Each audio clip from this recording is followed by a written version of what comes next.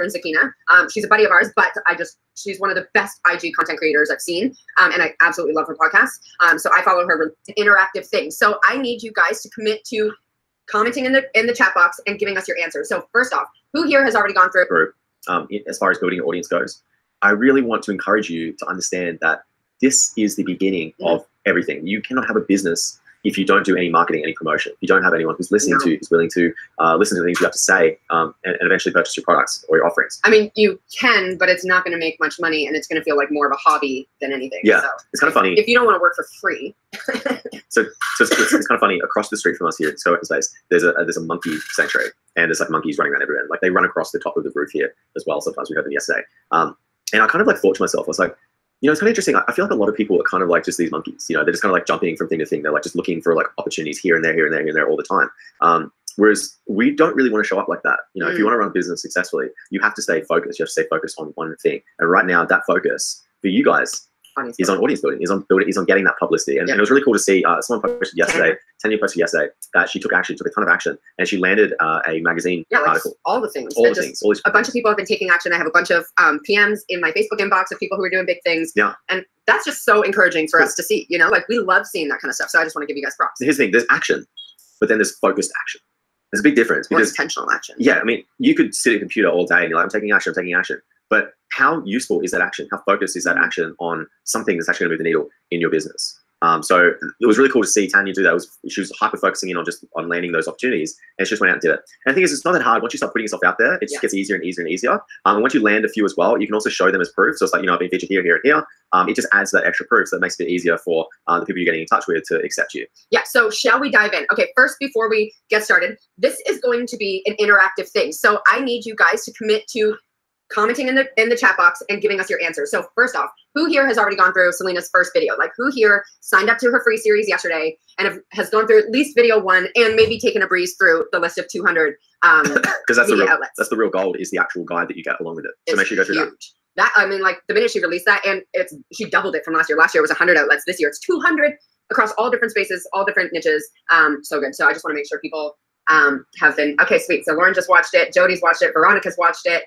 Okay, cool. Can you hear us both properly? Because we're down to one microphone. I'm just wondering if we should unplug the earphones. I just want to make sure.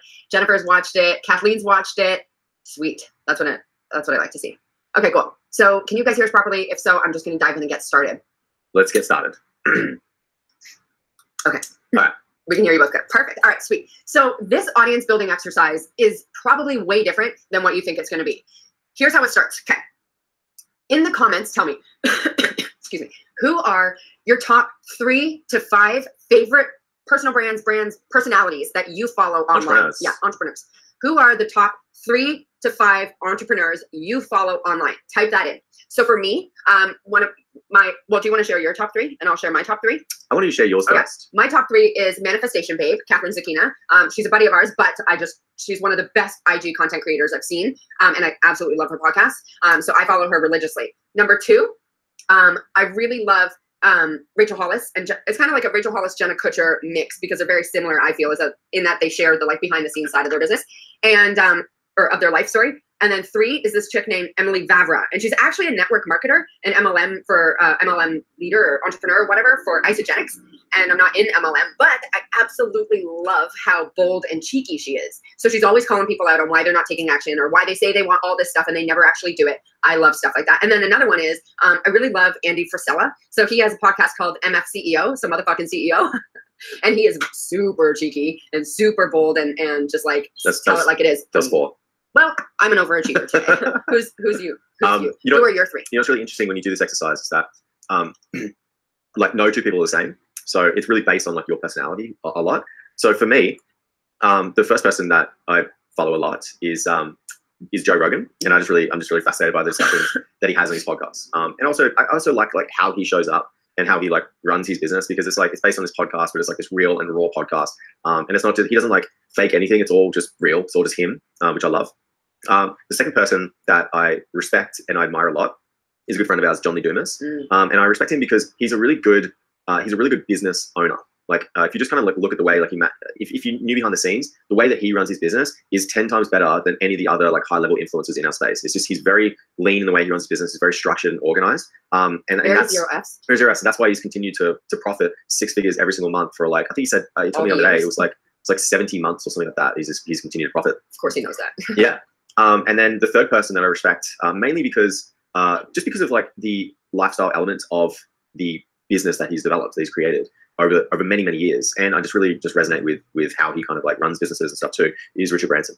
I just really respect him. I respect the fact that he has this concept where he protects the downside always. He's also like not driven primarily on just how can I just make the most amount of money ever. He's like, you know, he's a philanthropist. He also prioritizes his family time as well. So those are my three. Okay, now here's where we now dive in. So if you're just joining this live, we're listing out 3 entrepreneurs we follow religiously online. So I'm going to read some of the ones that have come in. Jody, Jill, and Josh. That's nice. It's nice picking up in the morning. Lauren said Pat Flynn. I'm just going to bring this up here. Pat Flynn, Brian Grasso, Carrie Campbell, you two, Chris Ducker, and Shailene Johnson. Kathleen said Amy Porterfield, Marie Forleo, Joe Rogan. Jody said also Jim Fortin, Bashara. I love Bashara. Bashara Azhar. Casey said Tim Ferriss, Amy Porterfield, Brooke Castillo. I'm obsessed with Brooke Castillo. I listen to her podcast religiously. Michael Jervis and Donald Miller. Stephanie said Dr. Axe. I don't even know who that is, but interesting. Ryan Moran, Jessica Alba. That's a good one. Okay, so the next step of this is list out why, like what characteristics of those people, what traits makes you follow them.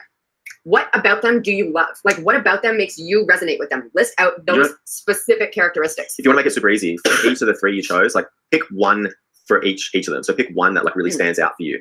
And someone's kind of like writing that down before. But do you want to start, or you want me to start first? Yeah. Ooh, you're going first. I kind of answered this question before. But so Joe Rogan, I mentioned that like the real raw nature of like how he presents himself. Like he's just real. Authenticity is, someone just wrote it, authenticity is huge. With Richard Branson, it's more so on the side of things that he like prioritizes. Like now he does this, and he's very honest about this. He prioritizes like his family life and his life outside of just business alone. And so he's not just driven to just make tons and tons of money for the sake of stacking cash. And then with John, it's just like the big thing with him is that he's so structured. Like that structure, like I think is very important. So when I'm around him, I feel like, it feels like I'm more clear on what I need to do in the business. And I think I really respect him because of that. Yeah. Okay, so for me, Manifestation Babe is abundance. She oozes abundance, and I love that. Second, for the Rachel Hollis, Jenna Kutcher side, it's storytelling. And for Andy Frisella and Emily Vavra, it's like their 0 Fs cheeky nature, like they're bold, right? And so when we first did this exercise, I was listing out all these things, and I realized the next piece. Now, before I tell you that, I want to read what everyone else said for theirs. So list out the 3 traits why you religiously follow these people. I'm going to read some. Casey said authenticity. Patty said honesty. They care about me and they provide value. Kathleen said transparency, authenticity, and generosity.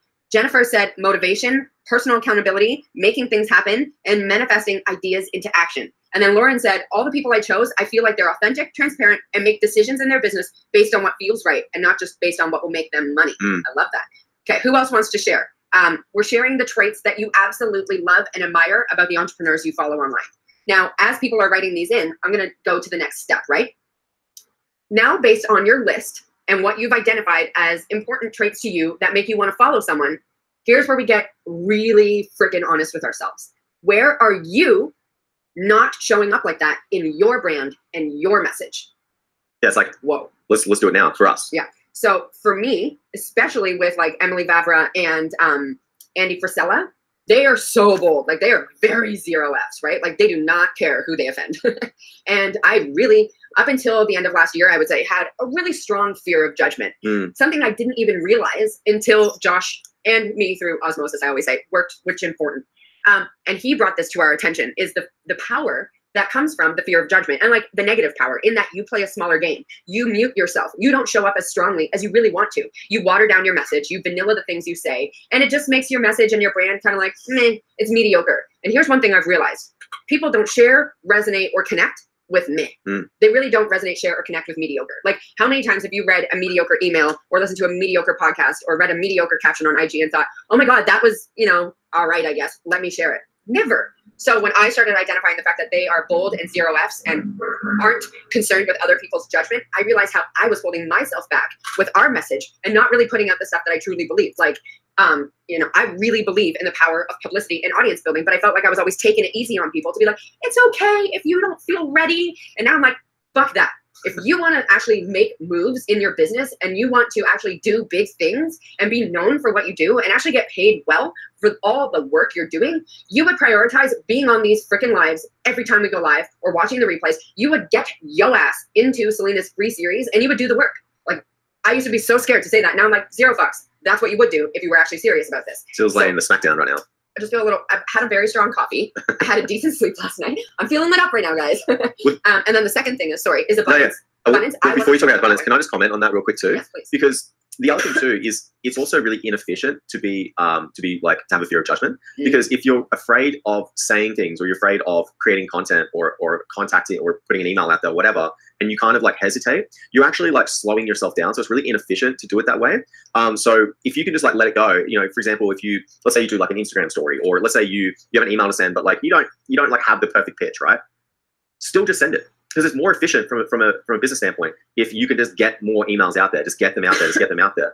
So it's much more efficient. Whereas if you're constantly like worried if people are going to judge you, if you're censoring all that kind of stuff, it takes a lot of time out of your day to do that. Like, you know, I've noticed like even with you, and this is like something that, you know, it's just like a bit of feedback is like with Instagram stories, it's like sometimes it's like we can just it's hard to be like, was that good enough? You know, like should I send that? You know, and you kind of question yourself. But we're talking with Catherine the other day, and she never does that. Like when she gets on Instagram, whatever, she doesn't do second takes or third takes or fourth takes or whatever. It's just always like, here you go, boom, done, here you go, boom, done, here you go, done. And so because of that, she's a really effective content creator because she's not worried about what people are going to say about her. And she knows that over time, she'll just continue to get better and better. Yeah, and because of that, she has an audience of believers who hang on to her every freaking word. Yeah. So where are you not showing up in the way that you identified or in the traits that you identified you appreciate of the entrepreneurs you follow? I really want to hear that from you guys. Like, I really want us to be honest about this, because if we're not doing the work, like if we say that audience building and publicity is our biggest challenge, and I know from your join questions that it is, because so many people said that they do not have the audience size that they want, or they don't have the attention that they want, and yet they're not showing up in here. How you show up in that respect when you say and identify something you want and then you don't show up for it is how you show up across the board in your life. You say you want something, but you're not willing to do what it takes to do it. If that's you, this is a message you absolutely need to hear, because it's possible to turn that around and get the results you want. So what is one trait that you felt you identified about these entrepreneurs that you weren't showing up as? So I feel like I already know what you're gonna say. Okay, you tell me what it is. I think it's gonna be John's thing. Okay. So yeah, that's exactly what I was gonna say. So a big thing is, like, I realize, like, it's when the more organized you are, the more efficient an organization is. So like the more content you create, the more the message you can spread, right? And so I think basically, like, I have a personality type of INTP based on my Myers-Briggs, which is like very much like very like thinking all the time, like very heady kind of personality type. And so where I need to be different is I need to understand that I need structure. So someone like me, like I need like a lot of structure. I need to understand that I can't do everything as well. I need to have structure in how I train other people under me so that they are following through on procedures and stuff like that. I need to take systems and procedures far more seriously. And so because of that, I know it doesn't sound like, oh, that's going to, like, you know, increase our audience size, but it will. Like, I 100% know that if I can focus my attention on creating more structure behind the scenes in our business, because that's my job in the business. Jill's more of the face of Screw the 9 to 5. If I can continue to get better at that, then it's just going to allow her to spread the message further and further. Yeah.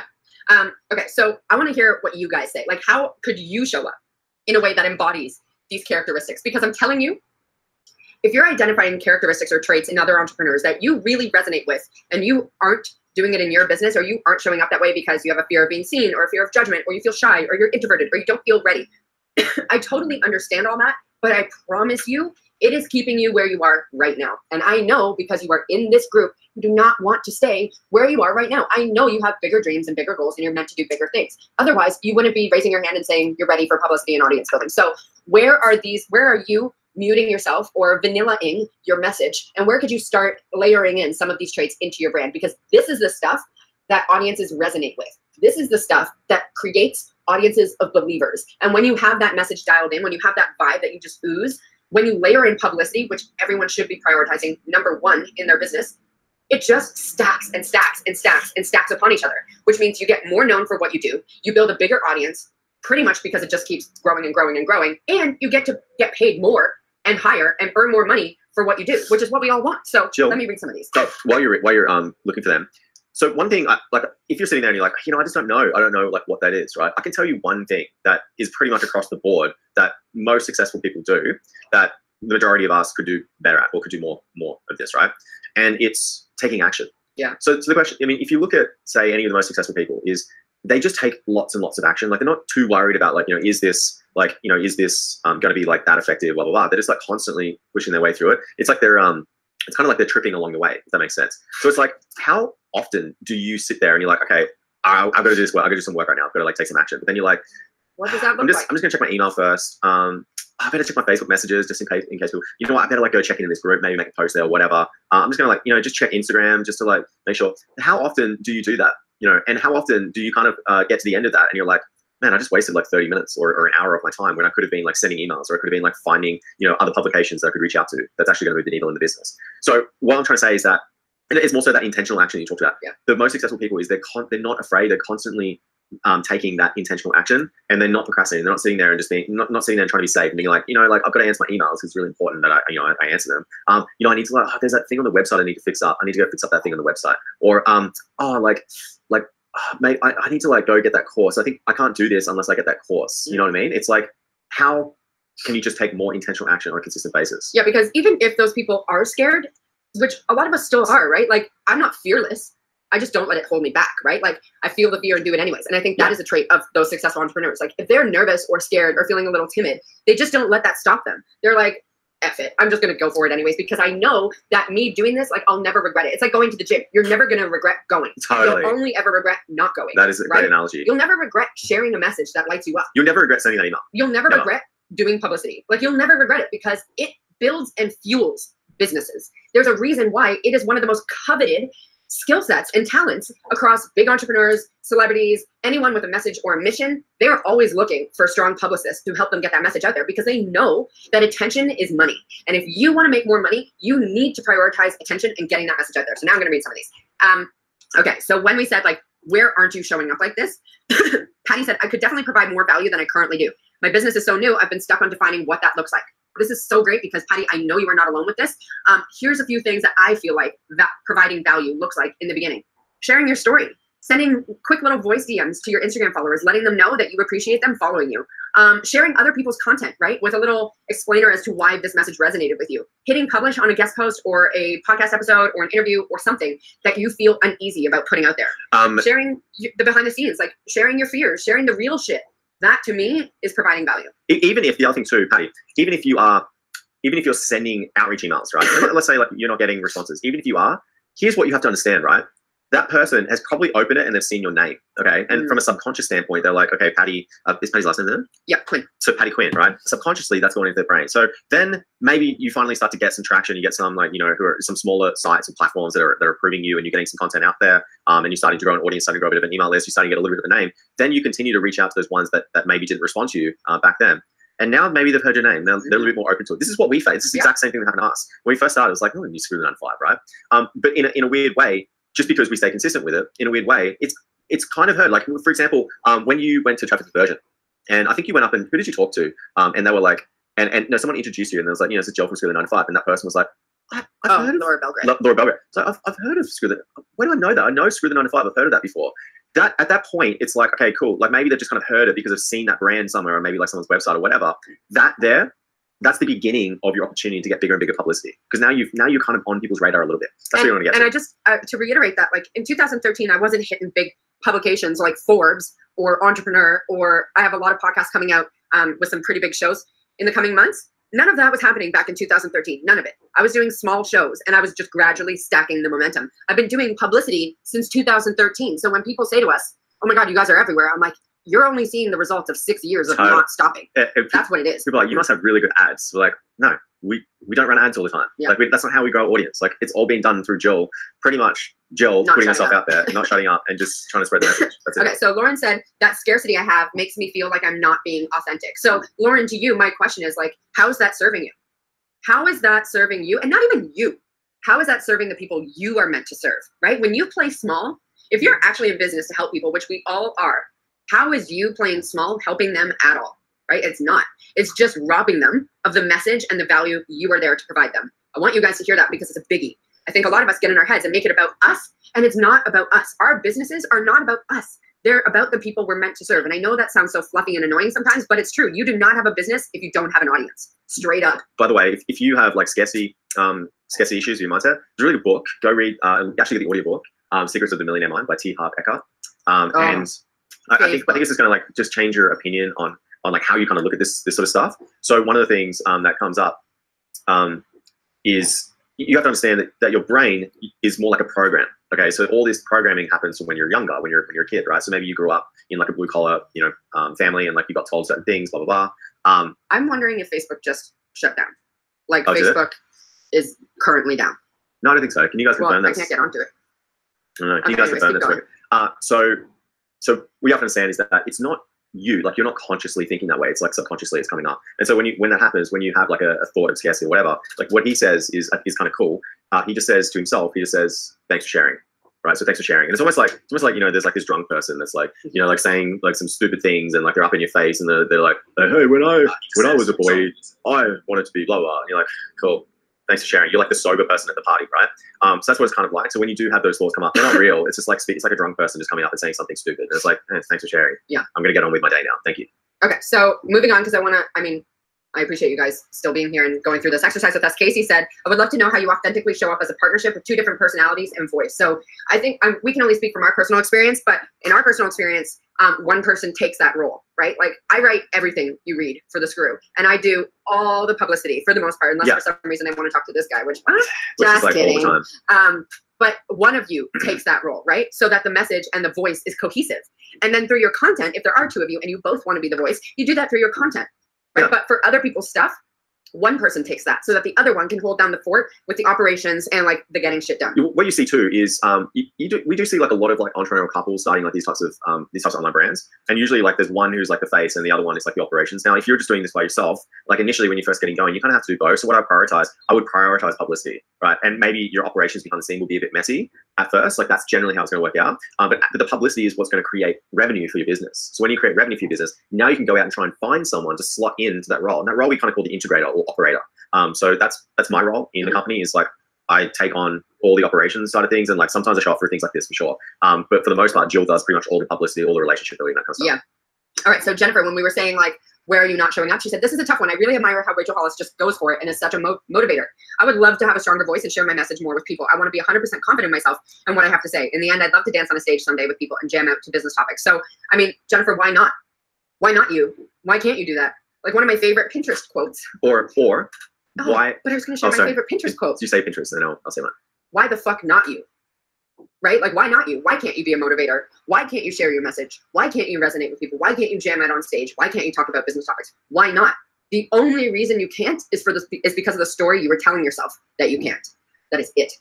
I mean, I really like the question too, is like, why you as well? You know, like why can't you just sit down and like come up with all the reasons why you are going to be that person? I think like we all do a really good job of building up other people around us and saying like, oh, that person's so good because of this, this, and this. That person's so good because of this, this, and this. But if we just spend even just a fraction of our time instead of building other people up, building ourselves up, and just like writing down like, well, here's all my accomplishments that I've done like over the years. You can keep it to yourself if you want to, or share with other people. That's totally fine. But spend more time building yourself up. I think that's like something that's a trait that you see in a lot of successful people too. Is they're very confident about themselves. To a point where some people like have like a bit of an ego for sure, but they're very confident in their own skin. And that has taken a lot of time. For example, when you first start doing video, yes, you don't feel very confident because you've never done it before, and so it's kind of scary, right? So you get on, you kind of like flail through it, and you don't make a lot of sense, blah blah blah. But then you do it more and more and more, and then eventually you become more confident. As you become more confident, you start to actually create better and better content, and you show up in a much better way, and people start respecting you more. And so it's got very little to do with like that person is just that way, right? They're not that way. Like they became that way over time. Good stuff. Okay, so we have cues to hammer, and I know that we've already been going like 38 minutes. So I just want to be aware of everyone's time. And should we jam on some cues? First off, was this helpful? Like, was this exercise really helpful to shine a light on not only the traits you admire in other entrepreneurs, but where you might be holding yourself back from showing up in that way for your business and your audience? Because I truly believe when you encompass the traits that you find compelling, your audience will resonate with that stuff. Like when you show up as your best self, your boldest, most authentic, most honest, most value-driven self, people are attracted to it. It's a magnetic kind of presence and personality. Yeah. Yes, I just wrote on a sticky note, why not me? Damn right, absolutely, you bet, thanks. I love this. Okay, cool. So I'm happy that was helpful. So let's answer some cues, shall we? And while we're answering these questions, if you have specific questions from yesterday's Facebook Live, where we talked about, like, we actually gave some like strategies, some tactical strategies on how to actually go out and build publicity. So that guide, when you join Selena's her free course, right? There's a guide in there that has like all the different sites you can reach out to. And then we talked about how you can kind of maximize your potential with that. So using something like hunter.io to find the best email addresses. And, you know, one of the tactics that we would use is we would find like maybe the top 3 email addresses, and we'd reach out. We'd just say, hey, I'm not sure if this is the right person to talk to about contributing on your site. But I just want to reach out. Is there someone else I should talk to, or are you the right person? And that way, maybe you can start a process. They might introduce you to someone who you can take from there. So if you have any questions about what we talked about yesterday too, which is more the tactical side of things, please ask them, because that's what we're here for. Yeah. Okay. So cues. First one is from Maddie from South Africa. And he said, I've been on the fence of hosting a dog training summit with some awesome dog trainers. Would that be considered publicity? So for me, that's most certainly audience building in some respect, but it's definitely not publicity in my view. Publicity is you getting on other people's platforms and getting that instant cred for yourself and being vouched for by these big publications and outlets. Yeah. To me, that's publicity. Also, a lot of the time with the summits, like we get pitched often to come on summits and whatever. And we kind of choose not to go on them because they're quite forceful in how they like require you to send emails and stuff like that. And I mean, I just like don't really like it from a relationship standpoint. Like I would say like it's more important to protect relationships and build relationships than it is to just try and like squeeze some audience out of other people. Yes, totally. So if it is publicity you're after, I would 100% prioritize getting on other people's platforms. That would be that is my only focus in the Screw, truthfully. Yeah. Like that is my #1 focus because we believe this. Anyway, if you're not where you are, or if you aren't where you want to be, it's probably because you aren't focusing on audience building and publicity. Melinda said, I am so ready to start serving all my people. What's the quickest way I can connect with them? Easy. For me, if you already have an audience of believers, it's through Instagram voice DMs, just sending them little love notes to let them know that they are seen, heard, and acknowledged, or Facebook groups, right? Like if you have your own Facebook group, they are such a great way, as you can tell, for building relationships and having two-way conversations. So those are always my two. And emails, of course. Do you have anything to add to that? No. Okay. Harriet said, we're feeling good about our message and our content, but completely failing on our publicity. What would you recommend as a first step for beginning to generate publicity? It can feel a bit overwhelming if you're starting from scratch. So she did the publicity pyramid. So at the bottom base of the publicity pyramid, you've got, like she said, like guest posting, which is like contributing content on like people on like blogs and stuff like that, right? So initially, even there's like a scale, right? So at the base of the scale, if you haven't done any of this stuff before, you're kind of like reaching out to like smaller, lesser known blogs. Now, here's the thing, where a lot of people are like, yeah, but they don't really, they're not going to get any traffic from them, blah, blah, blah. So here's where it becomes important. It becomes important from an SEO standpoint from the very beginning, right? And a lot of people like kind of like cringe up when they hear SEO. But I'll just explain real quick. When you get links on those other sites, if you get links on lots of other sites, when you're creating content on your own site, it just increases the chances of you getting organic, like free organic traffic from Google. So our #1 source of traffic is Google organic, right? That's what pretty much like fuels the current ongoing revenue in our business, is through just people searching for things on Google and then coming through to content on our website and then going on and purchasing products through like things that we promote.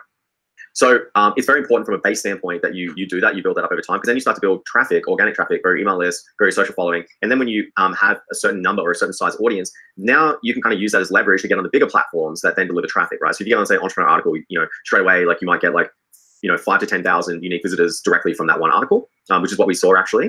And it's like kind of ongoing. So those people, so that's a big flood of traffic for sure. But we had to, like what Jill said, we had to create content for a lot of smaller sites before we could get to that point. Yeah.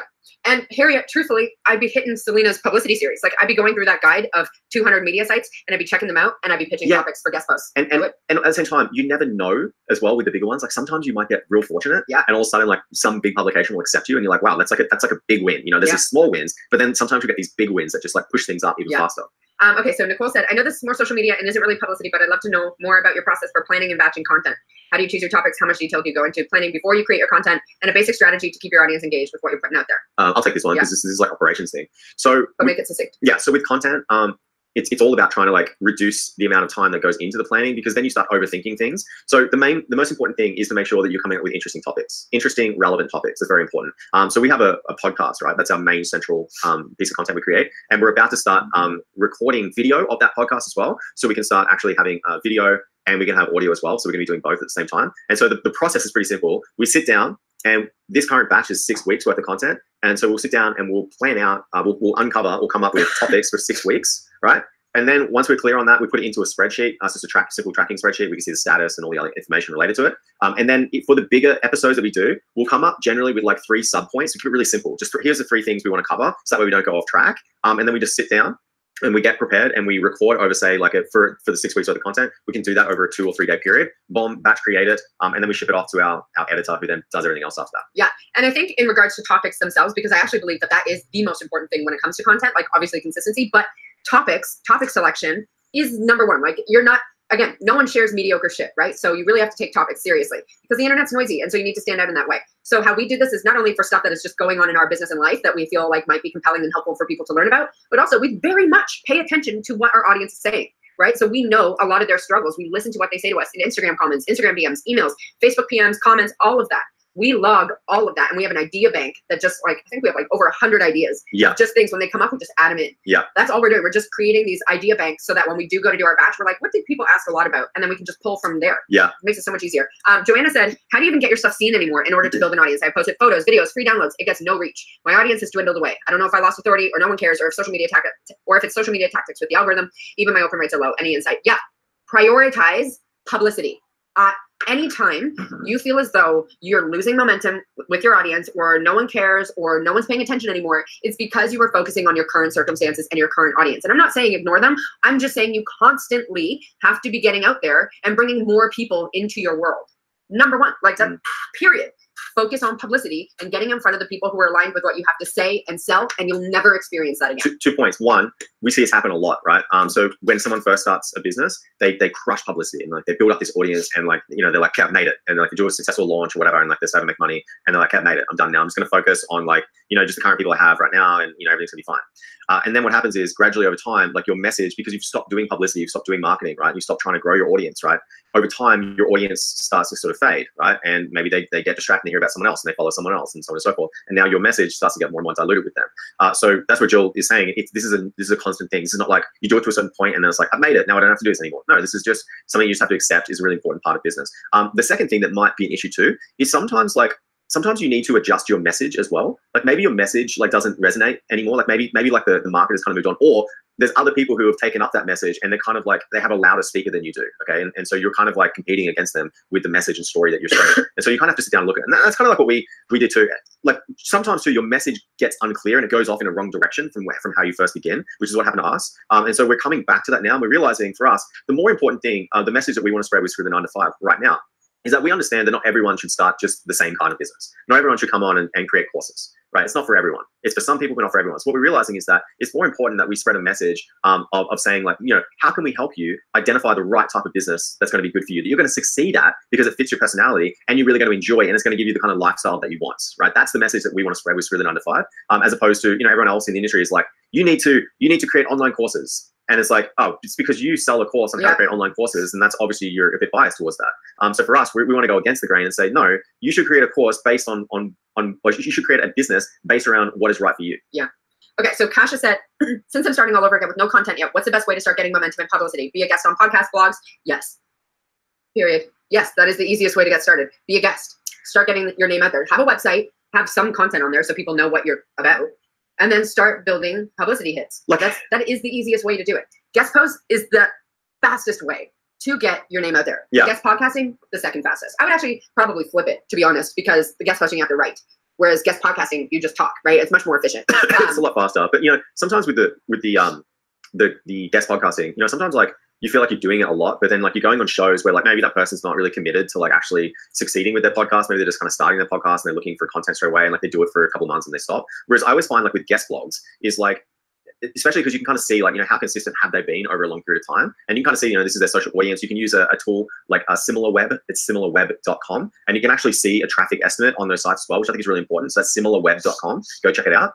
So that way it's like, you know, you can kind of vet them. With podcasting, it's a little bit hard to vet because you're like, you know, I don't know how many downloads you're getting. I can't tell how many downloads you're getting. So I don't know if this is going to be an effective use of my time. Whereas with guest blogging, it's like you can come across sites, you're like, wow, they get a lot of traffic. Well, wow, like they seem like, you know, they've got a decent following, you know, that kind of stuff. So I think guest blogging is more important. But I agree with you. I think podcasting is easier to do. Either one. Do either one or do both. Yeah. They are the easiest way to get started building an audience.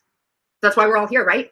Lisa said, what kind of content do you find gets the most shares and results and follows on social media, leading to people joining your email list and becoming a client? You may not like my answer to this.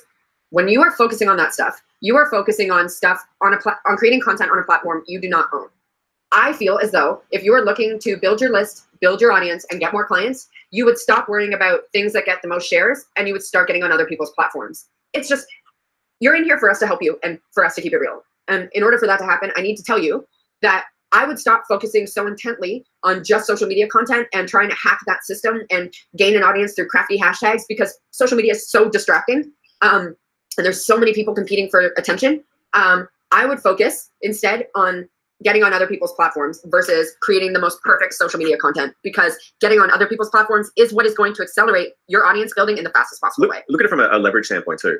So let's say you get an article on like a medium-sized site, like a guest blog, and maybe at first like you get say a couple hundred visits from that article once it goes live. But then over time, it just like adds like maybe like 50 visits a month or something like that, right? And so that's just one article, right? But then you stack that, so you do 50 of those, and then you start to get bigger and bigger ones. And now instead of getting like referrals from like 50 people coming in, now you're getting like 500 or 5,000 people, and it's ongoing. You're not doing it. It was a one-time thing, right? And so that created a bit of leverage. So now you have people coming in consistently. Can you do that with Instagram? Can you? Or do you have to keep doing it with Instagram? Since my only issue is that it's difficult to leverage a platform when it requires you to be on it all of the time. And it's difficult to leverage a platform that is not built for you to leverage it. Yeah, and someone made a great point just here. Casey, you proved this in your, so we did the first Facebook Live. We asked people to tell us how they found out about us. And the majority of people said they found out about us through a referral, through like Jill going on like someone's podcast or like a guest post on like someone's site or whatever, right?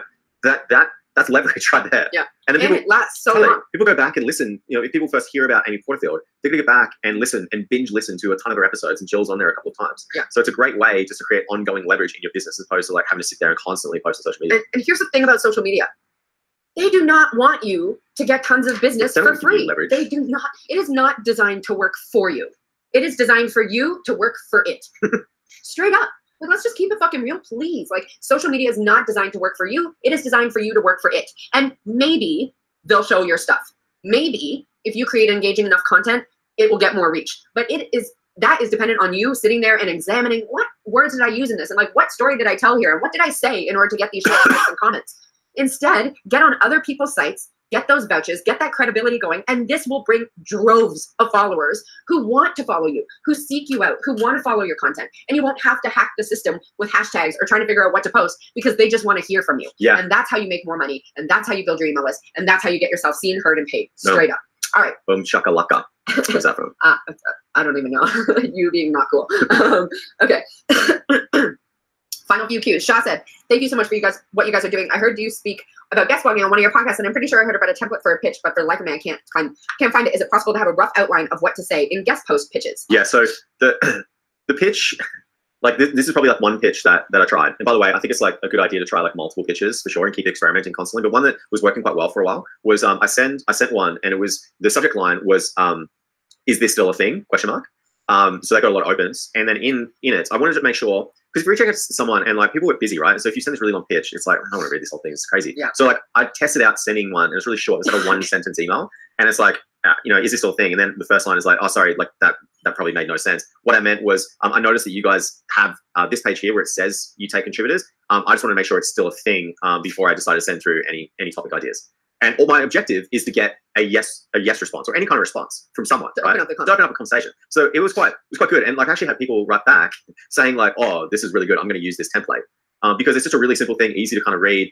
It looks like an actual email as well. It doesn't look like a template. So I get a response, and the next thing back is, they're either like, yeah, of course we do. And then it's like, I'll write back and say, oh, cool, awesome. Do you want me to send through some topic ideas here? Because I don't want to send through an article and like, have to waste your time reading it. I want to make sure that you pick a topic that's suitable. Yeah. And so they're like, yeah, sure, I'll send through some ideas. Or if they don't, they're like, no, just blah, blah, blah. I'm like, okay, cool. So I'll go down the different channel. So then I'll send through some ideas. They're like, yeah, I like number 2. And like, okay, cool. I'll go and write it. And just to be clear, do I send it to you or who do I send it to? And they're like, yeah, send it to me. Or no, send it to this email address or blah, blah, blah. I'm like, okay, cool. So what's great about it is going to improve my chances of actually taking that content and publishing it. Because now I've built up a bit of a relationship with someone. I've actually had a conversation with someone. They're my name. Yeah. Like I'm on their radar. Yeah. I love that. And it's so easy to do. It's really just like such a quick, people love quick emails, to be honest. Okay. Tanya, RE audience building. What is the most important and basic foundations I need to maximize the opportunity when someone comes my way, visits my website, or gets into my group? For me, an opt-in. 100% an opt-in is the most basic thing you need on your website. Like I would just keep it really easy in the beginning. I would keep it mad easy in the beginning, and I would just have a really basic opt-in so that you can build your list, i.e. an asset you own. Yeah, email. And then if you want to get more crafty down the line, you could retarget people coming to your site, or you could send them to a specific landing page, again, for an opt-in, that says like, you know, say you were on Forbes. Hey, Forbes reader, thanks so much for checking me out, blah, blah, blah, whatever it is. Like, it speaks directly to them. Like when I did this for our first ever interview on Entrepreneur on Fire, when we just started getting to know John, we had a custom landing page that said, hey, Fire Nation. So they knew that we were talking directly to them. And we knew that the people coming there were from that interview we had done. And we got like 250 opt-ins from that one interview alone.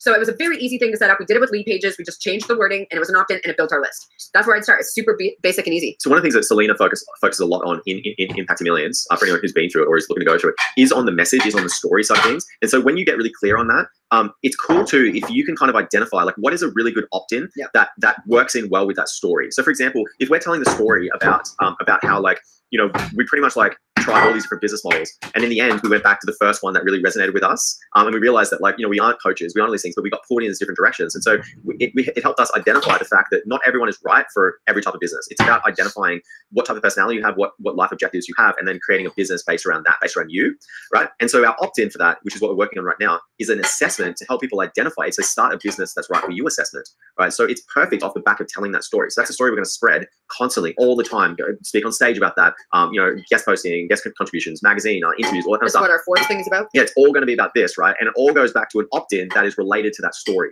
right? Because it's congruent. Yeah, I mean, if we like send them to an opt-in that was not relevant at all, it's like, you know, here's a, you know, free course on how to start a Facebook group. They're like, what the fuck? I just like read a story about you guys like starting. Now you guys are like telling me to go start a Facebook group. It doesn't make any sense. Yeah. And so when you go through Impacting Millions, you've been through it already, the story side of things is really important because it's just like creating congruency. When you get clear on that, it's like, hey, now how do I? This is like the main thing. This is the message I'm going to spread. When I spread this message, when they come back in, can I create offerings and opt-ins and stuff that are related to this particular story? Okay, so Pablo, and this is the final cue we've got so far, and probably we'll wrap it up after this because we're only about an hour. This is such a good question, and I feel like we hear this so much, and I'm so glad we're closing it out with this. Your very first steps, he wants our, like, what should he do first? Yeah. I've completed my website with a couple of not so deep articles and a couple of YouTube videos. Of course, I'm the only one who visits my site and my videos. And right now I'm spending a ton of time on research, building, and recording my course to be sold.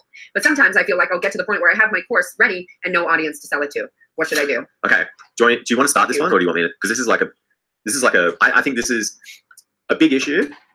And it's certainly an area that like we're focusing a lot of attention on too. This is like one of the expert topics we want to talk about, which is like grow your audience first. Yeah. So he's right. That's probably what's going to happen. 100%. Right. And I hate to say that because it happened to us. We have a story to tell on that too. We did the same thing. We spent ages. We paid someone like $5,000 to create a course for us because there were no online course platforms back then. And we spent three months creating this thing. And then we put it out there and we realized that like our audience, we had a tiny little audience first of all. And secondly, we didn't even ask them if that was what they wanted. Can you guess how many people bought it? Oh, zero. That's how many people bought it because we didn't focus on building an audience first. That's we want to spread that story so people don't make that same mistake. Now, what should you do, right? What should you do? If you're eventually going to sell a course or some kind of offering, if that's what you really want to do, if that lines up with your personality, which I want you to check in with first, what's the best way of doing it? And the best way of doing it is, it's no secret. People talk about this all the time. You create like a beta program of this, which is you don't create any course material, anything. You create an outline. And you offer a beta program to a certain number of people, a small number of people, right? Just to do a proof of concept to make sure this is the right type of offering, the right type of program you want to create. Then you run that maybe over a 4 to 6 week period with these people, and they have to pay money for it. It's not a free beta, but it's certainly less than the price of the course. Then you say, once we go through this, I'm going to create a course of this, and you're going to access that course for free too. So it's like a win-win situation for everyone. You get to identify that you've actually come up with a good program that's suitable because people have like said yes to it, right? In the beta, giving you money. Yeah. Secondly, you get to work with them. And they get help from you as a result of going through it, and they get access to the course later. Then thirdly, this is the real important piece of the puzzle. You go into this beta program with the intention of getting people results. Yep. And when you get people results, you record a video with them of them telling you what they liked about the program, what results that they've managed to get from this, what they've gotten out of it. Now you have a whole set of testimonials that you can then take with you when you go and actually do your first initial launch of your course after it's created. And do you want to know how all that gets started? By you focusing on building an audience first. Yeah. That's it. Because if you create a course and you go to sell it and you have no audience, who the F is going to buy it? Yeah, like who? No one's going to know about it. See, if we, looking back then, so our first course was around guest blogging, which is kind of interesting. It's really fascinating. And actually, I think the course is fantastic. Anyway, so if we did it this way instead, if we reached out and said, hey guys, we're thinking about doing a course or a program, a 4 to 6 week program, teaching you guys how to like get guest blogs or guest posts on like some sites in your arena, would you be interested in that? And if we got a large response from people saying yes, for sure, then what we would do is we would then put together a really simple offering and say, okay, this is what we're thinking about doing. It's like a live program 4 to 6 weeks. This is how much it's going to cost. at that point, if people take you up and actually, take out their credit card and spend money on you, now you have a proven concept. But at that point, if they said no to it, then it's like, okay, cool, let's pull out of this. We're not going to do guest blogging. Let's think of something else. You don't waste any time. And so we learned our lesson, and that's what we did when we first started Screw You, which was initially a digital product and not a membership site. And we pre-launched it and did $11,000 with no course, like $11,000 with just an idea, because we wanted to validate it first. But that came off the back of a year and a half of building an audience. That's what we had been focusing on. Once we had that giant failure with badass guest blogging, we learned our lesson and quickly focused all of our attention on audience building. And from there, pre-sold Screw You, did 11K, got that validated, created the content, and then relaunched it and did another 26,000 or something like that. So all up in the first iteration of Screw You, we did like $36,000 or $37,000. That was a game changer for us at that point. After 2014, it changed everything for us. But it was because we prioritized audience building and getting out there on other people's platforms. I just want to leave it there because I really believe if this message isn't sinking in, you're going to struggle in your business. Like if you are not prioritizing getting on other people's platforms, I promise you, it's going to feel like an uphill battle. And if you would like to avoid that and actually have some flow and ease and momentum in your business, you will get into that free series of Selena's. You will download that list of media outlets. You'll start pitching and you'll take this shit seriously. Otherwise, you'll notice that the way you show up when you say you want something and then you don't commit to it and you don't go for it is how you show up in all other areas of your business and life. I'm just saying that. So what a sassy note to leave us on. Incredibly sassy. But it's true, right? Like if you say you want something, you're not willing to work for it, you're never going to have it. So we all know it's true. Yeah. So thank you all so much for hanging out with us for over an hour. Damn, we talked a lot today. I'm going to recap this in the replay so that you guys know where to find certain things. Thank you, Kathleen. Thank you, everyone, who hung out with us for this whole time. I appreciate that in such a big way. Also, if you want to watch the replays to any of this, download the Chrome